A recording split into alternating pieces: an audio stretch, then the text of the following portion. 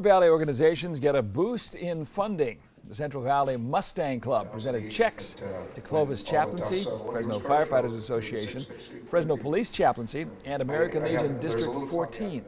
Each got about $3,700. That money was raised at the club's first ever car show fundraiser earlier this month. Members raised about $15,000, and next year, they say, their goal is $20,000, all for good causes. Yes, definitely. First